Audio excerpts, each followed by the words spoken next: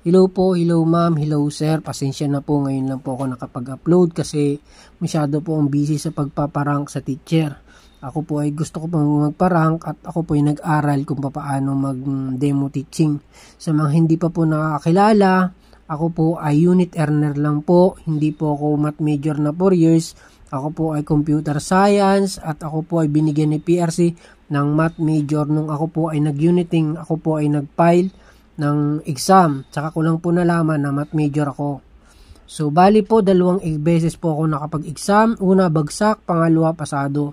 So, sa mga ngayon, sa pag napanood mo tong aking video, kung gusto mo ng reviewer, libreng reviewer na ginamit ko nung nag-exam ako, bibigyan kita libre, walang bayad.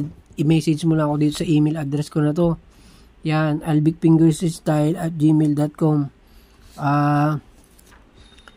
Mag-comment ka, ay mag-message ka lang diyan para alam ko kung kanino i-reply, kung kanino ako mag-send ng reviewer. Yung reviewer na po na yon, hindi po yun yung mismong lumabas ha. Yun po ay mga topic na mga lumabas lang. Hindi po yun yung mismo. Kundi yun po yung mga topic na palaging lumalabas. Topic po hindi baka mapagalitan tayo ni PRC. Mga topic po yun para hindi na po kayo mahirapan mag-review kung ano yung mga re-reviewin nyo.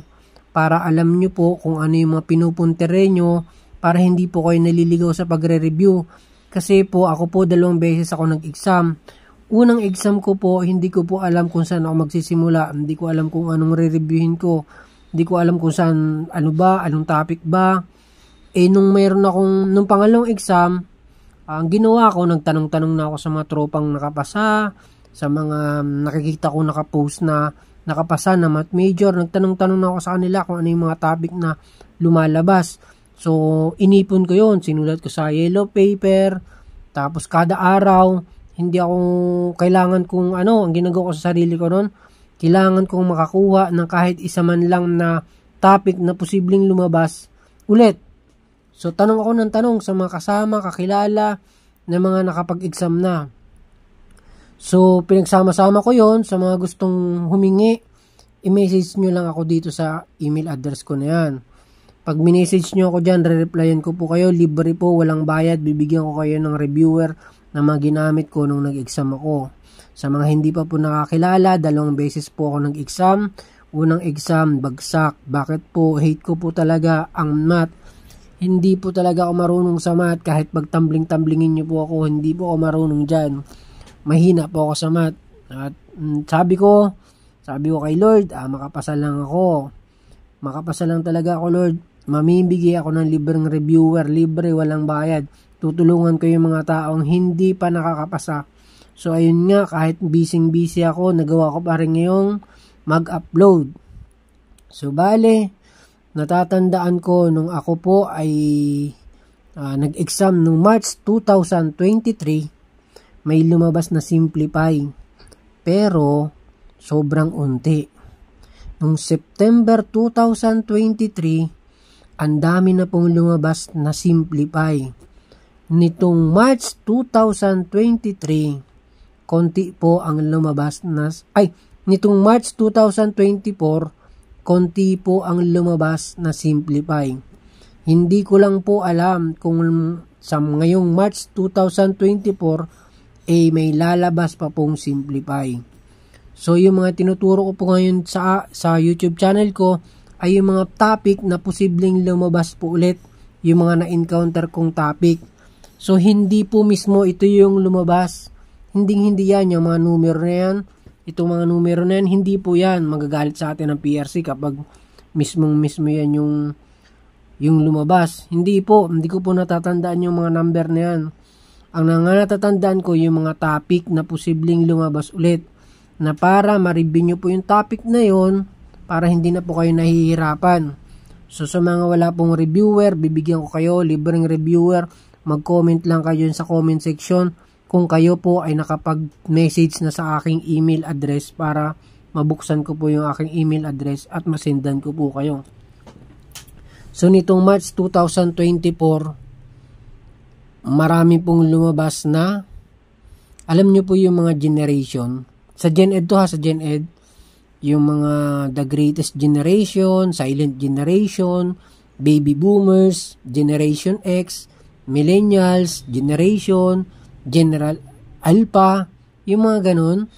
Lumabas yan nung September 2023. September 2023. Pero wala po siya nung March 2023. Nung ngayong March 2024, lumabas po ulit yan, yung mga generation yan, na halos lahat ay wala pong nag-review. Kasi nabasa ko po sa mga page, sa mga group, na wala naman silang na-review sa mga ganyang review center nila.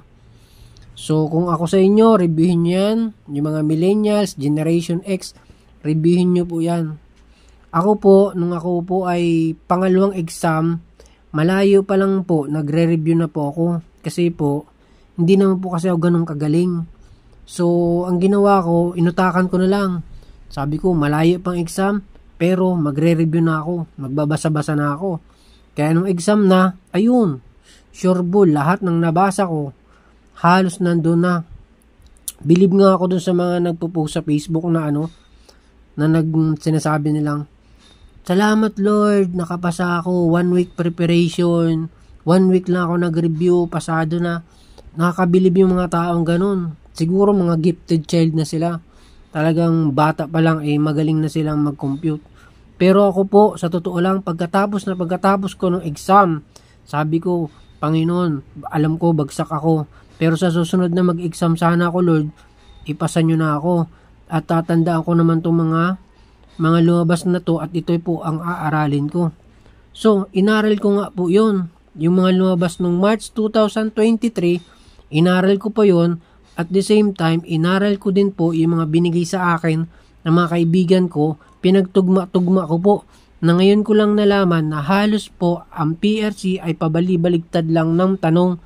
Halos ganun at ganun lang rin po yung lumalabas.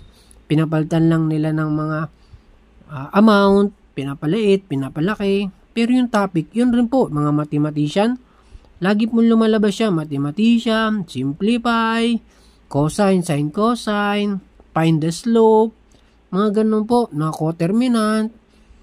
Ako po ay nagsulat na ng mga topic na lumabas nitong March 2024. Kinolekta ko na rin po. At sa mga gusto po na magkaroon ng mga reviewer na ganun, i-comment nyo lang po na kayo po ay nakapag-message na sa aking email address. Ayan po, email address ko po, albigfingerstyle@gmail.com. Diyan nyo po ako i-message sa Gmail niyan. So, kung yung mga nakapag-exam nitong March 2024, diga merong lumabas na blood compact. Yung mga, sino dyan? Kung napanood mo to, sino dyan ngayon yung mga nakapag-exam ng March 2024? Sa Gen Ed may lumabas na blood compact. Noong March 2023, lumabas din po yan, blood compact na yan. Noong September 2023, lumabas din po yung blood compact na yan. At ngitong March 2024, lumabas din po yung blood compact na yan. So sa tingin nyo, nitong September 2024, lalabas po kaya ang blood compact ulit? Yan, malaman natin yan ngayong darating na September 2024. At the same time, bibigyan ko kayo ng mga topic na tungkol sa Gen Ed. Sa susunod na mga video ko, mag-upload ako ng mga koleksyon ko na nagtutugma-tugma sa mga exam ng March 2023, September 2023, at March 2024. So, bali, ako po pala ay nag-exam ng March 2023, bagsak po. At nag-exam rin po ulit ako ng September 2023, pasado na po ako. At nung March 2024, lahat po ng mga possible na topic ay kinuha ko na po sa mga nakapag-exam. Nagtanong-tanong po ako. Mga topic po yon, hindi po yun yung mismong lumabas. Baka tayo mapagalitan ni PRC. Mga topic lang para alam nyo na po kung ano po yung re-reviewin nyo para hindi po kayo naliligaw. So sa mga hindi po alam kung paano to isolve, ituturo ko paano isolve yan. medyo matagal-tagal lang pag sa una, pero pag lagi nyo na pong pinapractice, magagawa nyo na rin po yan ng mabilisan. At saka nga pala, laging lumalabas sa GenEd yung kahulugan ng touch minute, no limit ang here. Yan. Sabihin nyo sa akin kung hindi lumabas ng March 2024 yan. Lumabas po yan. So, nandito na po tayo ngayon sa simplify this expression. Yan, nababasa nyo naman po. 3x minus 15, 2x minus 50 times 2x squared plus 16x plus 30. Tapos naka-fraction siya ng 6x plus 9. Madali lang po yan. Input nyo lang sa calculator niyan. Fraction. Kita nyo po, fraction. Tapos 3x, 3. Tapos alpha x. Yan. Para lumabas po yung x, pindutin nyo po yung alpha, tapos x, tapos minus 15. Yan po. Na-encode nyo na po sa calculator yung nasa taas na value. Sa baba naman po tayo. 2x squared. Paano isulat yung squared? Dito lang po. Yan. Ito pong nandito na to. Minus 50.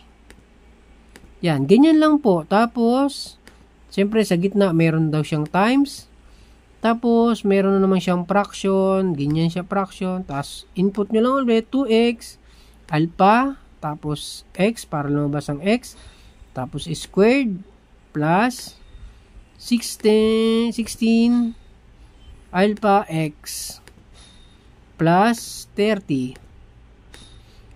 Sa mga wala pa pong reviewer dyan, bibigyan ko po kayo libre. Walang bayad. Alam nyo ba kung bakit ko ginagawa to? Kasi sabi ko kay Lord, makapasa lang ako, mamimigay ako ng libreng reviewer. Libre, walang bayad. Pasensya na dun sa mga nagbebenta sa online.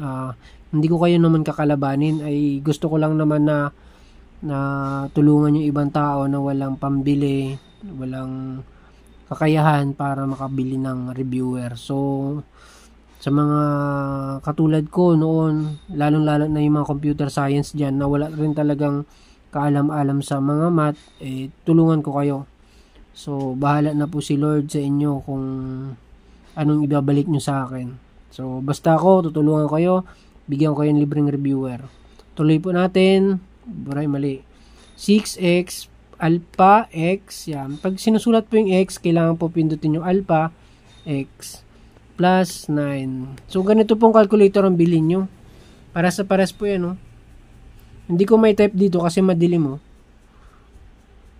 Diyan na lang, sundan nyo na lang po dyan.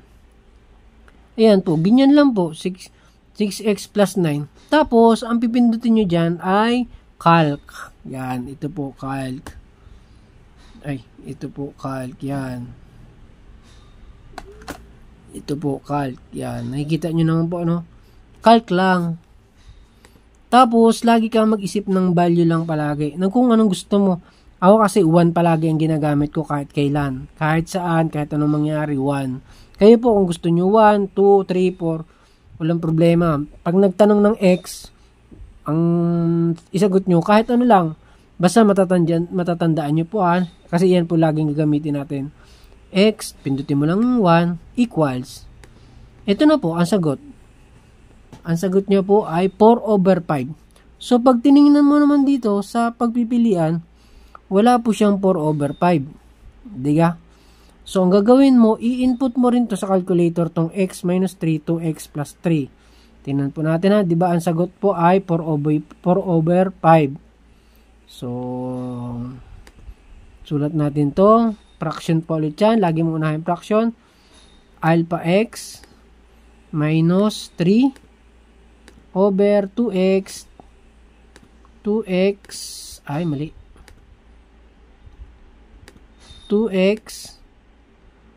plus 3.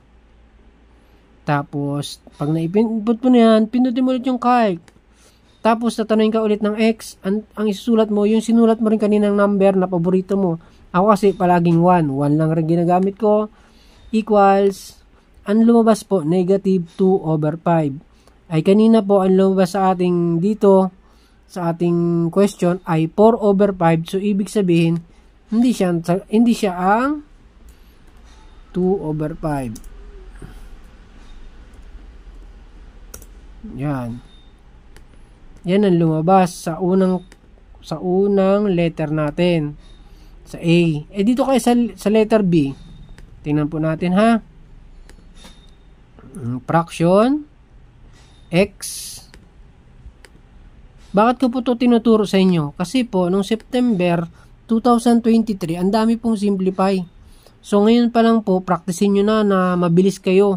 O sabihin natin, alam nyo na mag-simplify. Ang tanong, mabilis ba kayo mag-simplify? So, dapat aralin nyo ng mabilis para sayang yung oras, para hindi masayang yung oras, para magawa nyo pa yung iba na hindi nyo alam, mapagpukusan nyo pa ng mas malaking oras. So, itong letter B natin, x plus 3, 2, pasensya na, hindi ako marunong mag-vlog ha, 2x plus 3. X plus 3, 2x plus 3. So, tingnan natin, calc. Tapos, yung paborito mo pa rin. Sa akin kasi, number 1 na paborito ko, equals ko, yan na, 4/5. 4/5. 4/5. O, yun. Ito ang sagot, yung letter B. Ganun lang. So, kailangan lang talaga mabilis ka magpindot. Mabilis mo lang isulat sa yan. Sa calculator yung equation. Sulat mo yan, 3x minus 15 over 2x minus 50 times. Pag nasulat mo na yan, pindutin mo lang ulit yung calc. Tapos yung paborito mo number. Sa akin, 1. O, okay. Kung ano yung lumabas na value doon, hanapin mo isa-isa sa pagpipilian dito. Na ganun din yung gagawin mo, calc. Okay? Sa mga wala pong reviewer dyan, bibigyan ko kayong reviewer. Na-ayos ko na po, meron na po akong March 2024 na mga reviewer na collection ng mga topic. Inulit ko po, hindi po yun yung mismong lumabas ha. Kasi po bawal sa PRC yun. Ang ituturo ko po sa inyo, yung mga topic na mga lumabas, topic po para hindi po kayo nalilito sa pagre-review. Salamat po.